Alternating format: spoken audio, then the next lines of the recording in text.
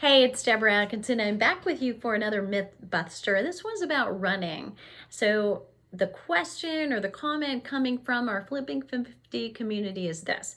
Running burns the most calories, so it's got to be the best exercise. Is that right or not right?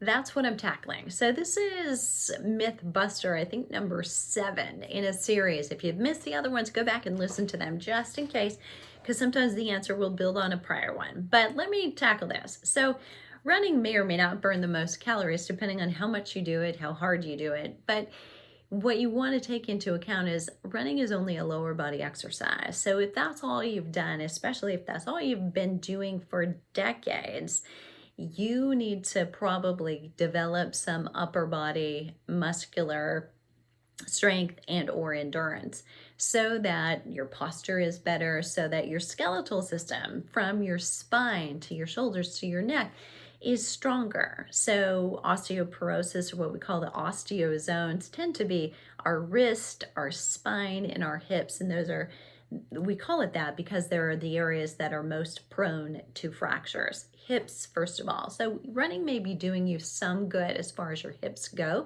and keeping you a little bit slimmer. But here's the other caveat. If running is keeping you too slim, you are lighter in stature and you're actually not building bone density. So that's a concern. We want to make sure that you're doing some strength training for your upper body or. So let's say this, strength training, I think everyone should be doing, everyone with a heartbeat who is a young adult until the day you die, you should be doing strength training.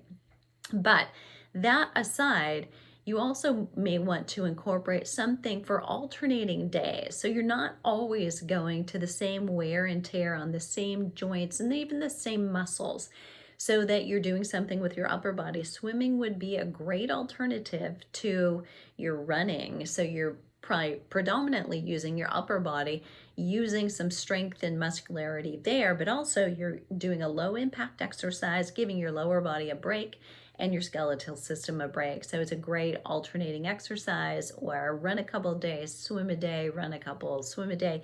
That would be great rotation. If swimming is not your thing, there are other upper body centric exercises that you can do, like boxing. I know boxing is a go anywhere, do anything. You do not have to have gloves. I'm looking at pink gloves on my shelf. You can fold your thumb over your knuckles and you're ready to go. And it's, within 2 to 4 square feet, you're good. You need no equipment. You may need a little instruction on what to do and how to do it safely, but not connecting with a bag or anything. There's very little stress on your shoulders and your elbows, but there's a lot of good happening at that second wave goodbye that a lot of women complain about. So a lot of tone through the arms, a lot of upper body work, a lot of core rotation, and you're leveraging a little bit with your lower body, but there's low stress to your knees and your hips. It's a little different for everybody. There's some shear forces from the rotation, so you do have to try it out for yourself. But boxing's just one, aside from swimming. Then there's also rowing. So getting on a rowing machine can be really helpful. You can also do that old-fashioned Airdyne bicycle. You can even pedal and do it, but try to do the majority of the work with your upper body.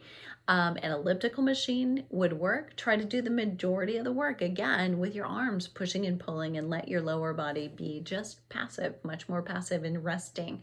So those are some ideas to fit in an alternative. So an alternative to the lower body work, cardio-wise, but also get strength training in, because that's actually going to help you increase your lean muscle tissue, increase your metabolism, or keep it high.